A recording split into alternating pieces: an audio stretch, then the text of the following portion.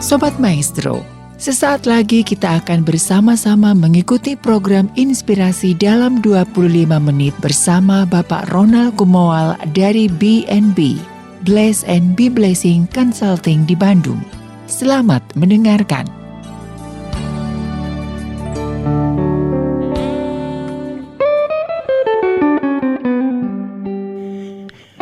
Bersama dengan narasumber yang sejatinya adalah seorang pemerhati masalah sosial dan pendidikan, anak Tuhan yang berkarya sebagai aparatur sipil negara, Direktur Pendayagunaan Sumber Daya Alam dan TTG, Kementerian Desa, Pembangunan Daerah Tertinggal dan Transmigrasi. Dengan hormat saya perkenalkan Bapak Insinyur Leroy Sami Ugui, MA PhD. Apa kabar Pak Roy?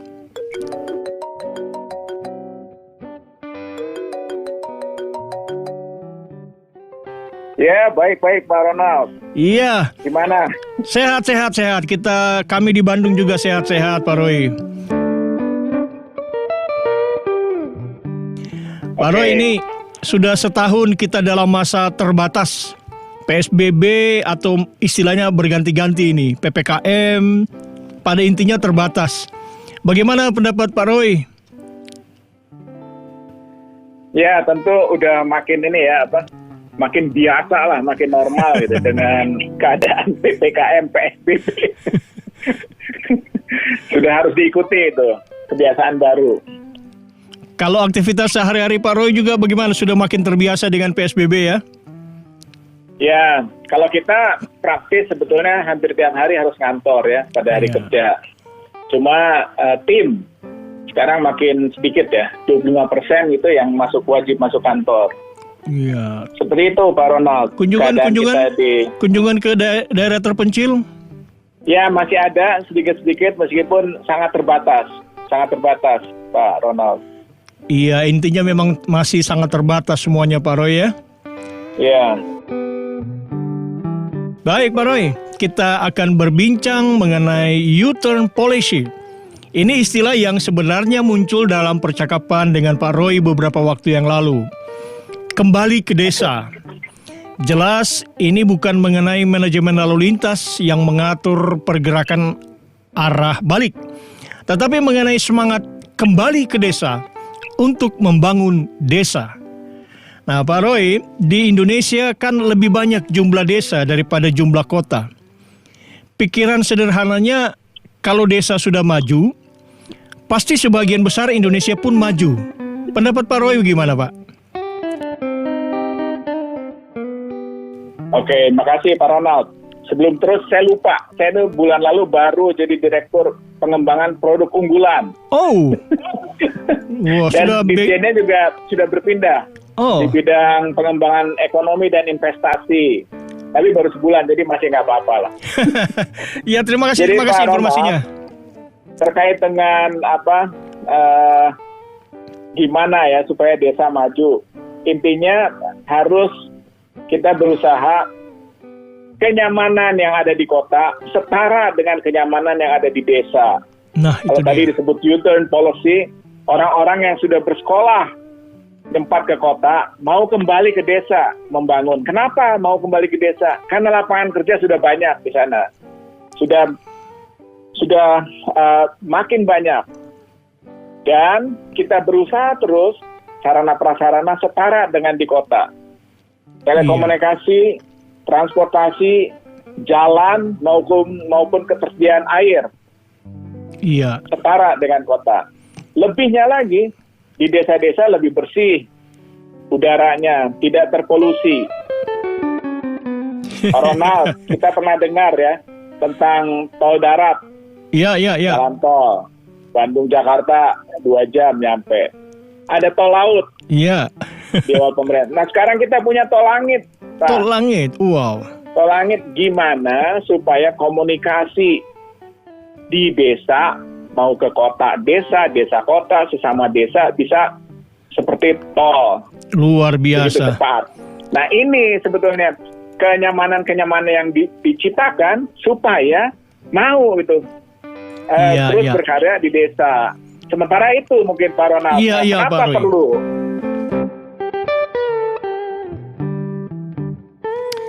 Iya, luar biasa sekarang semangat pemerintah untuk membuat kenyamanan di kota juga bisa terasa pada level tertentu di desa.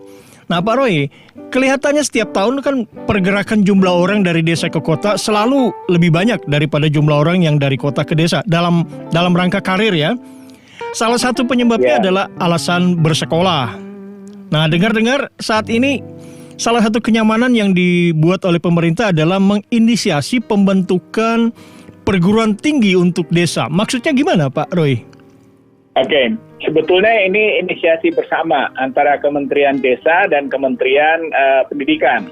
Iya. Jadi mereka pernah dengan istilah-istilah Merdeka Belajar Merdeka. Sekarang kita kenalkan dengan Kampus Merdeka. Iya. Merdeka Belajar. Di mana melalui forum perguruan tinggi untuk desa, mahasiswa mempunyai kesempatan bahkan sampai 4 semester untuk meneliti, untuk magang, untuk bekerja di desa-desa. Bekerja sama dengan kepala desanya, aparatur desanya, antara pemerintah desa dengan perguruan tingginya, memberikan fasilitasi kepada mahasiswa-mahasiswa yang mau berkarya di desa. Sampai aturannya sampai 4 semester mereka bisa melakukan kegiatan tersebut sebagai bagian dari Merdeka Belajar dalam Kampus Merdeka, dimanapun desa-desa yang dekat dengan perguruan tinggi tersebut. Itu maksudnya Pak Ronald. Wah ya, dengar-dengar malah kepala desa boleh sekolah S1 Pak ya? Itu juga betul, karena ternyata sampai sekarang persentase kepala desa masih didominasi oleh pendidikan SMA. Itu sekitar 62%. Seluruh Indonesia rata-ratanya. Masih sangat sedikit yang sarjana. Iya.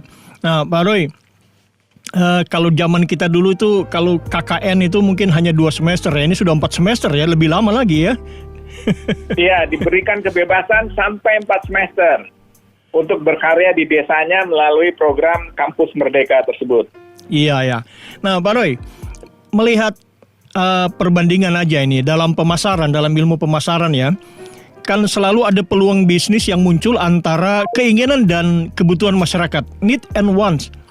Nah, dalam pembangunan terutama di daerah tertentu, kadang keinginan orang kota beda dengan kebutuhan orang desa. Bagaimana Pak Roy ini?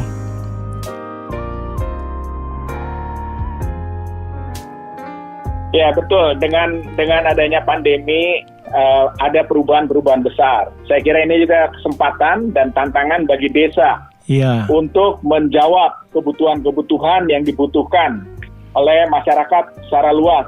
Oleh sebab itu, makanya di-push betul-betul supaya bergerak terus adanya usaha-usaha yang terkait dengan produk-produk unggulan, makanan, obat-obatan yang bisa dihasilkan oleh desa sebetulnya. Nah, kita berharap pembangunan desa tersebut dimanfaatkan oleh penduduk-penduduk desanya atau orang-orang yang sudah nyempat sekolah ke kota kembali ke desanya memanfaatkan teknologi yang ada, pengetahuan yang ada, sehingga kebutuhan-kebutuhan nyata langsung sekarang misalnya kebutuhan sayur organik makin banyak. Nah, itu bisa dikelola di desa-desa. Bahkan obat-obat tradisional semuanya bisa disediakan di desa. Hal-hal seperti ini saya kira Pak Ronald yang perlu kita dorong sehingga kesempatan bisnis semakin luas bagi penduduk desa dan desanya bisa semakin maju saya kira. Mungkin sementara itu ya Pak Ronald yang dimaksud. Itulah cara praktis mempertemukan antara kebutuhan orang desa dengan keinginan dari orang kota untuk membangun desa gitu Pak Roy ya? Betul. Sementara seperti ini juga Pak Ronald, sekarang banyak orang-orang kota membutuhkan ke desa, suasana panen di desa, mereka ingin ikutan bareng-bareng karena merasakan juga kesegaran udara, kesehatan, sehingga ini juga sebagai kesempatan untuk mereka berbisnis sebetulnya di desa-desa itu. Pak Roy. Nah ini nih dalam hal berbisnis nih Pak Roy. Kebetulan saya baru berkesempatan mengunjungi dua kecamatan terpencil. Ada 2 desa kecamatan terpencil di Kabupaten Poso. Di daerah terpencil itu saat ini sudah mulai dibicarakan tentang BUMDes, Badan Usaha Milik Desa. Wah menarik kali. Orang desa bicara tentang mendayagunakan potensi penjualan hasil bumi melalui BUMDes. Wah, luar biasa. Bagaimana sebenarnya ini Pak tentang BUMDes? Ya, Pak Ronald, BUMDes itu kebetulan salah satu portfolio terbesar di mana kami ditempatkan sekarang di sini, di Direktorat Jenderal Pengembangan Ekonomi dan Investasi. Ya. Salah satu kegiatan besarnya adalah BUMDes. Jadi kalau kita ikuti sedikit ke belakang, melalui adanya Undang-Undang 11 2020 tentang Cipta Kerja, baru awal bulan kemarin, Februari kemarin, diterbitkan peraturan pemerintah terkait BUMDes-nya. Wow. Nah, BUMDes saat ini sebagai badan hukum yang setara dengan badan hukum lainnya.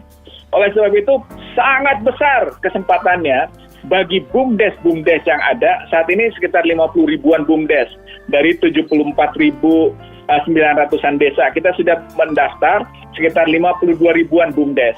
Nah, ini kesempatan besar di mana BUMDes dia mempunyai kesempatan sebagai badan hukum untuk mengusahakan apapun yang mereka bisa lakukan. Di desa? Satu, betul, di desa. Apalagi kesempatan BUMDes itu mendapatkan penyertaan modal dari APBDes-nya. Oh. Kalau desa-desa itu merasakan ini perlu, kegiatan ini perlu, bisnis ini perlu, bisa menghidupi, bisa membuat saving sebesar-besarnya untuk kesejahteraan masyarakat, dia bisa tumpahkan dana APBDes-nya untuk pengelolaan kegiatan pengembangan BUMDes-nya. Selain itu juga mereka bisa bekerja sama dengan mitra lainnya. Kalau mereka tidak punya keahlian, tapi punya aset yang bisa dijual, aset yang bisa dimanfaatkan, aset yang bisa dikelola, ini sangat besar banget untuk membangkitkan ekonomi desa, ekonomi masyarakat desa melalui BUMDes. Nah, betul-betul PP 11 2021 yang baru terbit bulan Februari lalu itu sungguh mempercepat. Mereka hanya perlu daftar. Sekarang makin memudahkan BUMDes berusaha. Nggak perlu lagi izin sekarang. Yang penting BUMDes dibentuk oleh desa melalui melalui musyawarah desanya. Didaftar, diinformasikan ke Kementerian Desa, mereka bisa mulai dengan kegiatan-kegiatannya. Nah, hal tersebut saya kira yang merangsang desa-desa untuk cepat-cepat memanfaatkan ini. Dan cepat-cepat maju, bidang usahanya terserah mereka sendiri sebetulnya. Ya, Pak. Ya, Pak Roy.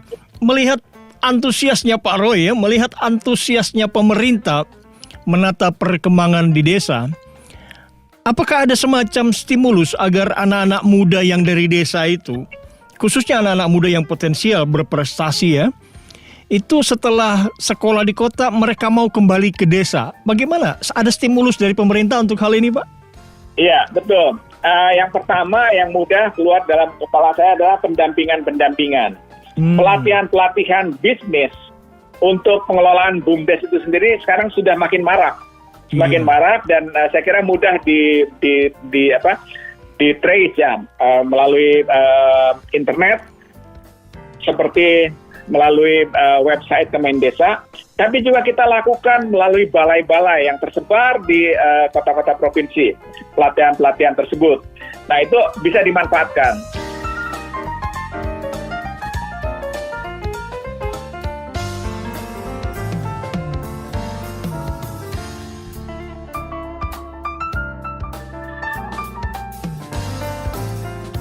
Jadi teman-teman yang sudah adik-adik, anak-anak yang sudah sekolah di kota, sekarang juga kesempatan lapangan kerja di kota nggak terlalu mudah.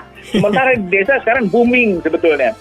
Dalam tren meningkat, apalagi dengan BUMDes ini dinyatakan sebagai badan hukum. Nah, kesempatan tersebut saya kira yang bisa dimanfaatkan oleh pemuda-pemuda. Selain itu, dengan adanya APBDes, dengan adanya dana desa yang meminta supaya sebagian besar digunakan untuk padat karya tunai misalnya. Kegiatan-kegiatan yang disepakati bersama desa untuk dilakukan oleh masyarakat desanya. Nah, hal-hal tersebut yang mendorong pemuda, mendorong kaum muda untuk kembali ke desa. Karena kesempatannya besar, kesempatannya banyak. Contoh saja, Pak Ronald. Seluruh kegiatan tersebut harus dipertanggungjawabkan. Ya. Pertanggungjawaban itu hampir semua memakai aplikasi.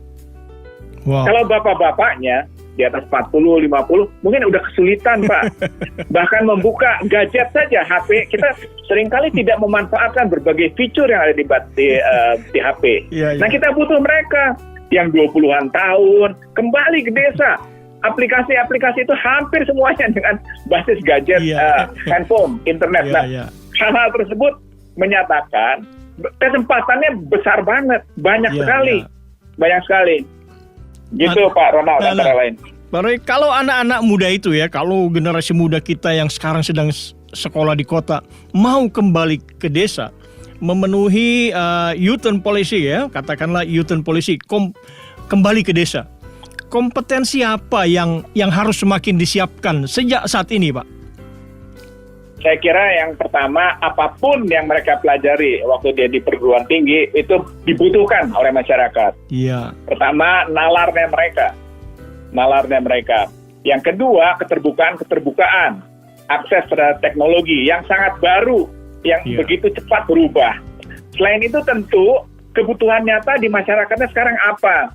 Meskipun dia tidak belajar pertanian, tidak belajar peternakan atau perkebunan, pas dia kembali ke desa, sementara sebagian besar desa-desa kita ya basisnya agrikultur, gimana pun juga dia perlu tahu, entah tidak langsung di lapangannya, tidak langsung di kebunnya, tapi bagaimana mengelolanya, bagaimana pendataannya, bagaimana pencatatannya, mengetahui informasi, harga ini di sini sekian, bagaimana transportasi ke sana. Nah, hal-hal tersebut saya kira yang kita butuhkan, Pak. Nggak perlu hal-hal yang sangat teoritis, nggak perlu hal-hal yang begitu jauh, hal-hal applicable, yang praktis, yang bisa dilakukan secara konsisten, yang harus dilakukan secara nalar, saya kira yang perlu. Menurut saya seperti itu sementara Pak Ronald. Tentu saja apa yang dibutuhkan mereka di desa.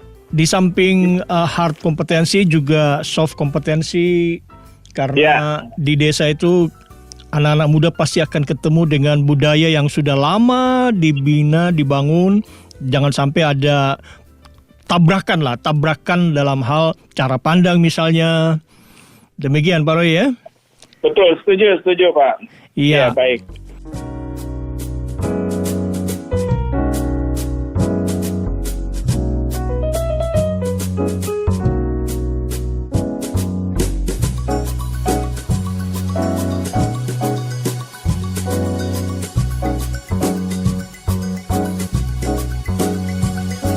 Desaku yang kucinta, pujaan hatiku, tempat ayah dan bunda dan handai tolanku.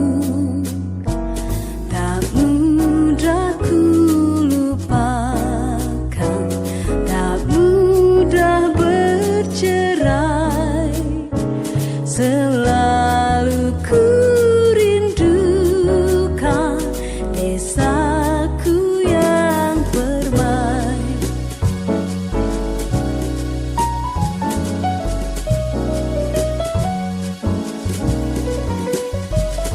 Desaku yang ku cinta, pujaan hatiku, tempat ayah dan bunda dan handai taulanku.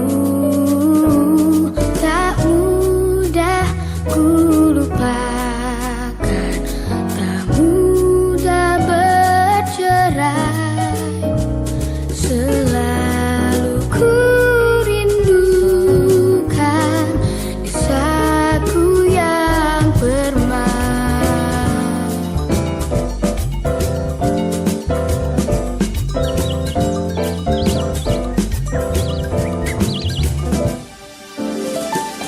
Desaku yang ku cinta, pujaan hatiku, tempat ayah dan bunda dan handai tolanku. Tak mudah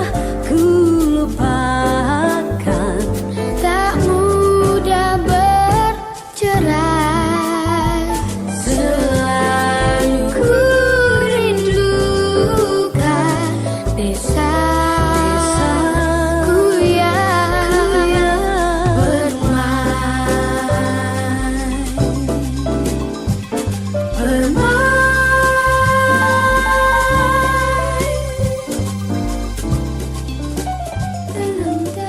Pak Roy, pernah Menteri Keuangan Ibu Sri Mulyani Indrawati bilang bahwa saat ini persoalan pembangunan di Indonesia khususnya di desa bukan lagi soal ada atau tidak anggaran.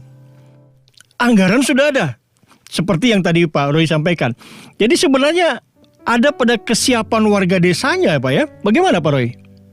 Ya, setuju banget Pak Ronald. Jadi pernyataan statement dari Menteri Keuangan itu tepat sekali. Sekarang bayangkan Pak Ronald, dulu mungkin 10 tahunan yang lalu desa dari mana anggarannya? Paling masih bilangan puluhan juta, 20 juta itu juga masih sangat sedikit. Sekarang miliaran, bermiliar-miliar. Bahkan desa-desa yang sudah mempunyai BUMDes, mempunyai unit-unit usahanya bisa puluhan miliar. Banyak contohnya. Di sekitar Bandung pun banyak saya kira. Nah, usaha-usaha ini yang terus mempertegas, membukakan mata khususnya pada kaum muda. Ayo lihat kembali ke desa. Dana-dana yang ada di desa sendiri melalui APBDes, dana desa sendiri, itu saya yakin di sekitar Bandung itu sudah lebih dari 1 miliar masing-masing desa itu. Dan bahkan berlipat-lipat lagi kalau dia punya unit usaha, punya kegiatan-kegiatan usaha. Sehingga sebetulnya yang perlu disiapkan adalah kita, mindset kita, mentality kita, waktu kita menggali ilmu, jangan mau semuanya di kota. Mungkin ada hal-hal yang perlu dilakukan di kota. Tapi kembali lagi ke desa, di mana sumber daya, resources, anggaran, seperti disebutkan Ibu Menteri Keuangan, tentu sudah ada di desa. Menteri Desa meyakinkan segala sesuatu bisa diproses, dana desa misalnya, ke desa begitu cepat. Nggak ada lagi tunggu-tunggu waktu. Malah sekarang dana desa itu mau dipakai apa? Nah, masyarakat desa dibukakan kesempatan. Ayo ubah mindset kita. Jangan melulu ada di kota, jangan melulu pikiran kita di kota. Dengan amenities, kenyamanan yang ada di desa, setara dengan di kota, saya kira tidak ada alasan untuk kembali ke desa, bangun desanya, resources yang ada dimanfaatkan untuk sebesar-besarnya kemanfaatan warga desanya. Sehingga semakin sejahtera, makin nggak ada bedanya sebetulnya kenyamanan hidup di kota dan di desa. Bahkan mungkin lebih banyak lebih baiknya di desa tanpa polusi tadi. Luar biasa Pak Roy. Itu Pak Ronald. Sangat antusias Pak Roy untuk bersama-sama anak-anak muda membangun desa ini ya. Iya Pak Roy. Tidak terasa kita ada di ujung percakapan. Ada closing statement dari Pak Roy, khususnya buat anak-anak muda agar menjadikan U-turn policy kembali ke desa itu sebagai alternatif.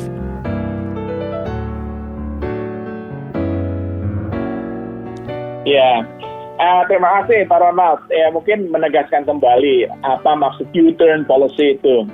Anda, anak-anak muda yang punya kesempatan untuk belajar di kota sampai setinggi-tingginya, tapi juga jangan menutup mata untuk mengembangkan desa-desa di mana Anda berasal. Jadi kesempatan itu besar sekali, apalagi dengan komitmen pemerintah sekarang bahwa Presiden Joko Widodo dengan adanya dana desa, membangun desa, BUMDes yang sekarang begitu mudah sebagai badan hukum, kesempatan-kesempatan itu akan sama. Dia mau buka perusahaan di kota atau di desa, kita punya sekarang kesempatan tersebut. Sehingga apapun kelengkapan yang Anda dapati di kota, ayo kembali bangun desanya. Itulah yang dimaksud dengan U-turn policy, di mana kesempatan untuk menggali ilmu sebesar-besarnya di kota dibawa ke desa untuk membangun desanya, untuk mensejahterakan semua. Saya kira kita punya tanggung jawab yang besar. Pemuda-pemuda, ayo bangun desanya. Demikian Pak Ronald kira-kira yang boleh kami sampaikan. Terima kasih loh waktunya. Terima kasih. Kami sangat berterima kasih Pak Roy sharing kebaikan, sharing inspiration khususnya buat anak-anak muda agar menjadikan U-turn policy kembali ke desa sebagai alternatif. Terima kasih Pak Roy ya. Salam sehat Pak Roy. Terima kasih. Terima kasih Pak Ronald. Terima kasih Pak Roy. Demikian perbincangan inspiratif dengan Bapak Insinyur Leroy Sami Ugui MA PhD yang sekarang ini ternyata sudah menduduki jabatan baru sebagai Direktur Pengembangan Produk Unggulan Direktorat Jenderal Pengembangan Ekonomi dan Investasi Kementerian Desa. Kiranya percakapan ini berguna dan bermakna buat Sobat Maestro dimanapun berada. Salam sehat, tetap kreatif, tetap bersemangat untuk membangun desa dari mana kita semua berasal. Saya Ronald Kumowal di Bandung.